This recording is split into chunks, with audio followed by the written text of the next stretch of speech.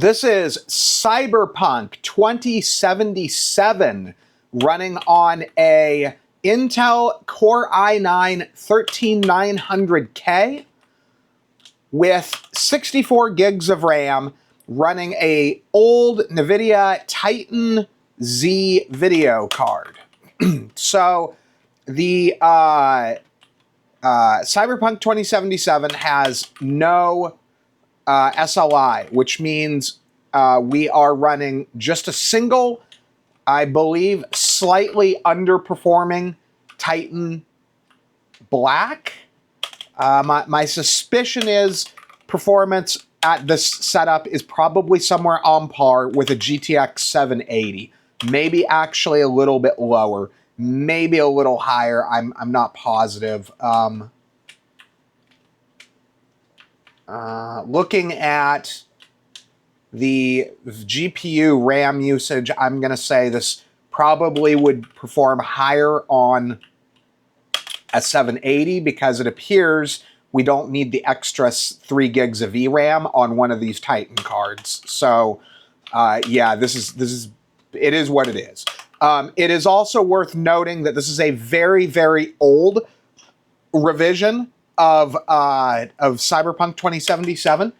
The reason that I'm running this is because the newer revisions have FSR 2 and 3, which do not work with the Kepler cards.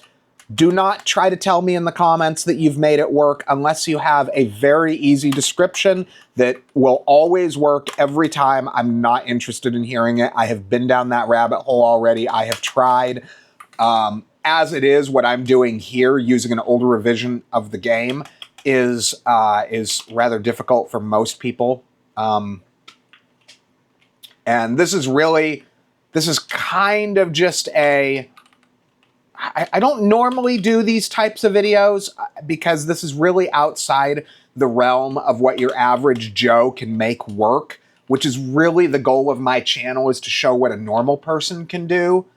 But I figured I'd show on this one just because, well, quite frankly, no normal person is going to be running a Titan Z in 2024 either. So just the fact that I have the card is a cheat in and of itself.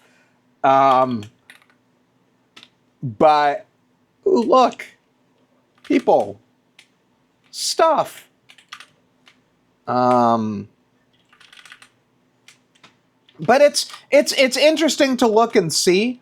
Like I said, there's not really support for FSR 1.0 on the newer revisions, and so you can physically run the game, but at these settings, it would be unplayable.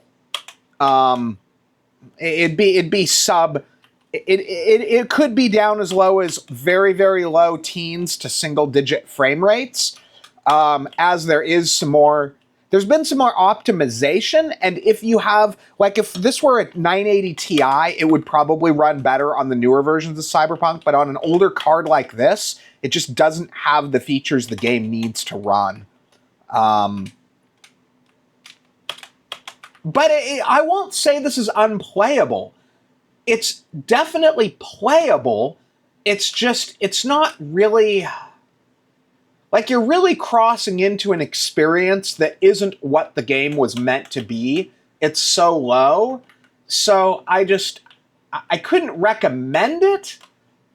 But at the same time, if for whatever reason you have a Titan Z and you've just got a hankering for some Cyberpunk 2077, I mean, my opinion would be sell the overpriced Titan Z that's worth way more than it should be and buy a 3070. You can buy a 3080. I could buy a 3080 for what this Titan Z is actually worth on the used market. I have bought 3080s for less than this Titan Z is worth according to eBay. I've done it, so I know it can be done.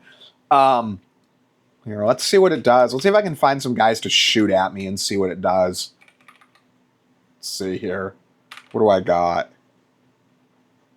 This is an old save game file. Who am I? Am I my chick? Nope, I'm the dude. This is before I did the chick. This is a long time ago.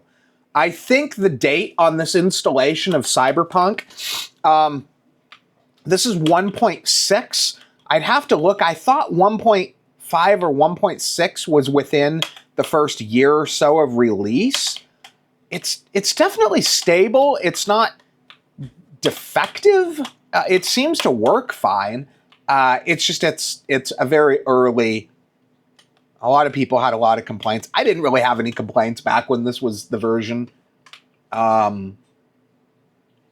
mean, honestly, it's not horrifically bad. It's just not horrifically good either, shall I say.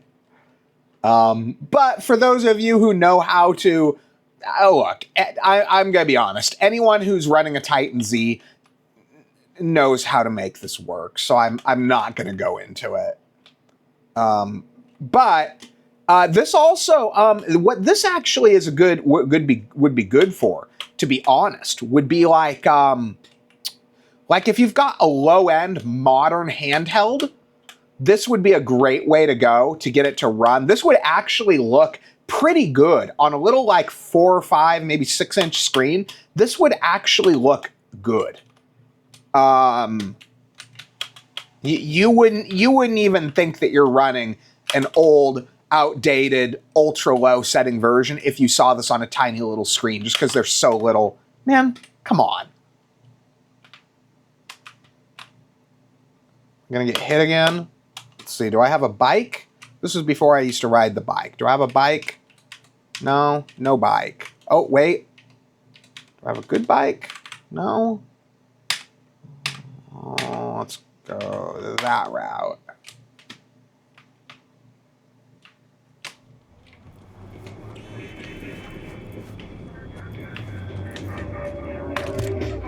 Oops, dang it.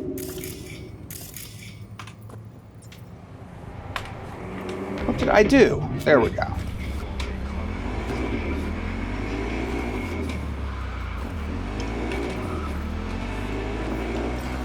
So typically I find that, yeah, you can see it. It typically gives you a good slowdown on the frame rate trying to run on a bike, just because it has to render everything around you because you're in an open.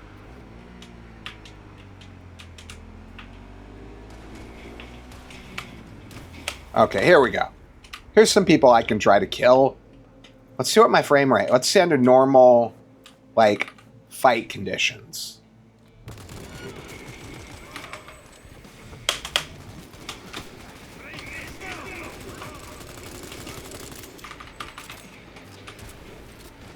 Yeah, this isn't bad. Again, as I said before, this really isn't the experience as it was meant to be had, but it's not that bad. Not for...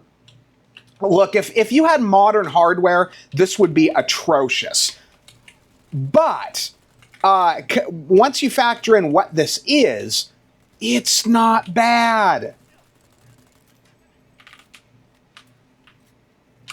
How is this even working? Why are they setting on fire? Does my gun have some sort of... I don't even know what gun this is. What is this? Got a... legendary D5 Copperhead. What do I have? Some sort of... Huh. Okay.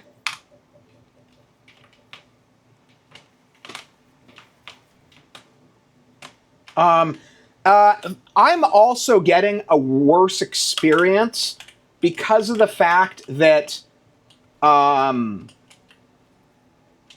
I'm running on a 32-inch OLED.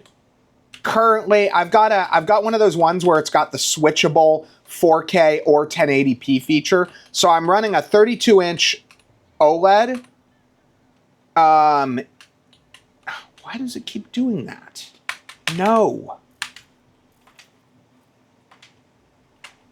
Gosh darn it.